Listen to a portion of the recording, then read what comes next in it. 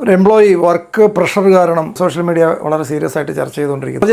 Target എത്രയായി, target achieve ചെയ്തില്ലെങ്കിൽ ജോലി പോകും, പണി പോകും. ഡിയർ ഫ്രണ്ട്സ്, ഒരു എംപ്ലോയി വർക്ക് പ്രഷർ കാരണം മരിച്ചുപോയി എന്ന് പറഞ്ഞ് അദ്ദേഹത്തിൻ്റെ ആ മരിച്ച പെൺകുട്ടിയുടെ പേരൻസ് കംപ്ലയിൻറ്റ് ചെയ്യുകയും സോഷ്യൽ മീഡിയ വളരെ സീരിയസ് ആയിട്ട് ചർച്ച ചെയ്തുകൊണ്ടിരിക്കുന്ന ഒരു സാഹചര്യം. നമ്മൾ പല സ്ഥലങ്ങളിലും ഒരുപക്ഷെ പല എംപ്ലോയേഴ്സിനും ഒരാളെ എങ്ങനെയാണ് ഔട്ട്പുട്ട് ഉണ്ടാക്കുന്നതെന്ന് അറിയാൻ പാടില്ലാത്ത ധാരാളം പേരെ നമ്മൾ കാണാറുണ്ട്. ജോലിക്ക് ഒരാൾ വന്നത് എന്തെങ്കിലും അവരുടേതായ റീസൺ ഉണ്ടാവും അല്ലേ. ഒരു മാസം അവർക്ക് വരുമാനം കിട്ടിയിട്ട് അവർക്ക് ഇത്ര രൂപ വരുമാനം കിട്ടിയിട്ട് അവരുടെ ആവശ്യങ്ങൾ എന്താണ്, എത്രയാണ് അവരുടെ ആഗ്രഹം, എത്രയാണ് അവരുടെ ആവശ്യം, അവരുടെ വീട്ടിലെ സാഹചര്യം എന്താണ്, അവരുടെ വീട്ടിൽ എത്ര അംഗങ്ങളുണ്ട്, ഭാര്യ, കുട്ടികൾ, ഇവരെക്കുറിച്ചോ ഇവരുടെ ആഗ്രഹങ്ങളെക്കുറിച്ചോ ഇവരിഷ്ടപ്പെട്ടാണോ ഈ ജോലി ചെയ്യുന്നത്, അതിന് വരുന്നത്, അതിൻ്റെ സാഹചര്യം അതിനനുകൂലമാണോ, ഇതൊന്നും തന്നെ മനസ്സിലാക്കാതെ മാസങ്ങളും വർഷങ്ങളും ഒക്കെ തന്നെ ഒന്നിച്ചിരുന്ന് ജോലി ചെയ്തിട്ട് അല്ലെങ്കിൽ കൂടെ വർക്ക് ചെയ്തിട്ട് നമ്മുടെ സ്വന്തം ടീമിലുള്ള ആൾക്കാരുടെ അവരുടെ സാഹചര്യങ്ങൾ എന്താണെന്ന് പോലും ചോദിച്ച് മനസ്സിലാക്കാതെ ഫസ്റ്റ് ഡേ വന്നു, ഫസ്റ്റ് മന്ത് തന്നെ അവരെ കൊണ്ട് ഔട്ട്പുട്ട് ഉണ്ടാക്കിക്കുക, ടാർഗറ്റ് കൊടുക്കുക, ഈ ടാർഗറ്റ് അച്ചീവ് ചെയ്യുക,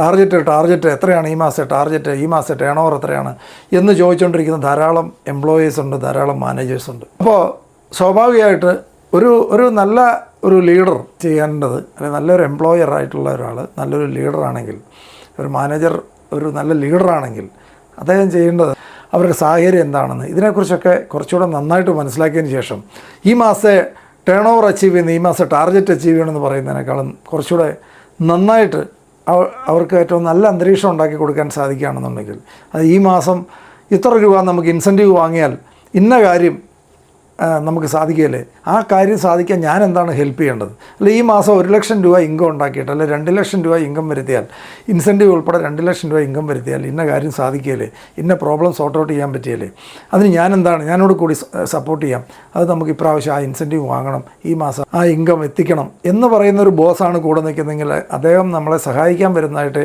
ഒരു എംപ്ലോയിക്ക് തോന്നുള്ളൂ. അതിന് പകരം ടാർഗറ്റ് എത്രയായി, ടാർഗറ്റ് അച്ചീവ് ചെയ്തില്ലെങ്കിൽ ജോലി പോകും, പണി പോകും എന്ന് പറഞ്ഞ് പ്രഷറൈസ് ചെയ്യുന്നൊരു ബോസിനേക്കാളും എപ്പോഴും ഔട്ട്പുട്ട് ഉണ്ടാക്കുന്നത് ഏറ്റവും നല്ല അന്തരീക്ഷം. കാരണം ഒരു നല്ല വർക്കിംഗ് അറ്റ്മോസ്ഫിയറാണ് ഒരാൾക്ക് ഏറ്റവും കൂടുതൽ വേണ്ടത്. നമ്മൾ വരുമാനത്തിനേക്കാളൊക്കെ പലപ്പോഴും പറയാറുണ്ട്, ഒരു എംപ്ലോയി പലപ്പോഴും പോകുന്നത് ആ സ്ഥാപനത്തിൽ നിന്നല്ല പോകുന്നത്, ഒരു ബോസിൻ്റെ അടുത്തു നിന്നാണ് പോകുന്നതെന്ന് പറയും. അതായത് അവർക്ക് ഒരു നല്ല വർക്കിംഗ് അറ്റ്മോസ്ഫിയറാണ് ഫസ്റ്റ്, രണ്ടാമതാണ് പലപ്പോഴും ഇൻകത്തിൻ്റെ ഫാക്ടറൊക്കെ വരുന്നത്. ഇൻകമൊക്കെ ആവശ്യമാണ്, കൂടുതൽ വേണമെങ്കിലും നല്ലൊരു വർക്കിംഗ് അറ്റ്മോസ്ഫിയർ ഉണ്ടാക്കിയെടുത്താൽ നല്ലൊരു വർക്ക് കൾച്ചറുള്ള ഒരു സ്ഥലത്ത് മാത്രമേ അവിടെ കൂടെ എംപ്ലോയീസ് നിൽക്കുകയുള്ളൂ, ലോങ് ടൈം പ്രൊഡക്ടിവിറ്റി ഉണ്ടാവുള്ളൂ. പല ആൾക്കാരും ലോങ് ടൈം ഒന്നും വെയിറ്റ് ചെയ്യാൻ ഇന്ന് ജോയിൻ ചെയ്യുന്നു, അന്ന് തന്നെ ടാർഗറ്റിനെ കുറിച്ചാണ് സംസാരിക്കുന്നത്, ഫസ്റ്റ് മന്ത് തന്നെ ടാർഗറ്റ് ഇല്ലെങ്കിൽ തന്നെ പ്രഷറൈസ് ചെയ്യാൻ തുടങ്ങുക. ആ ഫ്രസ്ട്രേഷനിൽ ഒരിക്കലും നിന്നൊരു ബെസ്റ്റ് ഔട്ട്പുട്ട് ഒരിക്കലും തരാനായിട്ട് ആ എംപ്ലോയിക്ക് സാധിക്കില്ല എന്നുള്ള റിയാലിറ്റി അക്സെപ്റ്റ് ചെയ്തുകൊണ്ട് മനസ്സിലാക്കിക്കൊണ്ട് നല്ല ഒരു ലീഡറായി മാറുക എന്നുള്ളതാണ് ഒരു എംപ്ലോയറോ ഒരു മാനേജറോ ചെയ്യേണ്ടത്.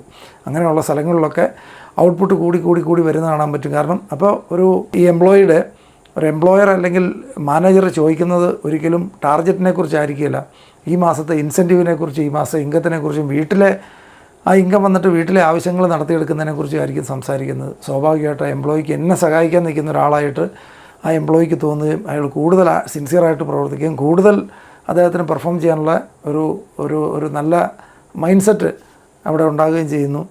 വളരെ എൻജോയ് ചെയ്ത് അദ്ദേഹം വർക്ക് ചെയ്യുന്ന കാണാൻ പറ്റും, കൂടുതൽ പ്രൊഡക്ടിവിറ്റി തരുന്ന കാണാൻ പറ്റും. ഇത് ഇനിയുള്ള കാലത്ത് മാനേജേഴ്സും ഓൺട്രപ്രണേഴ്സും ഒക്കെ ഏറ്റവും ബെസ്റ്റ് ലീഡറാകുക എന്നുള്ളതാണ് ഏറ്റവും പ്രധാനപ്പെട്ട ഒരു കാര്യം. അതിൽ കൂടെ മാത്രമേ വലിയ ലോങ് ടൈം ഗ്രോത്ത് ഉണ്ടാക്കാൻ പറ്റുള്ളൂ. Okay, thank you.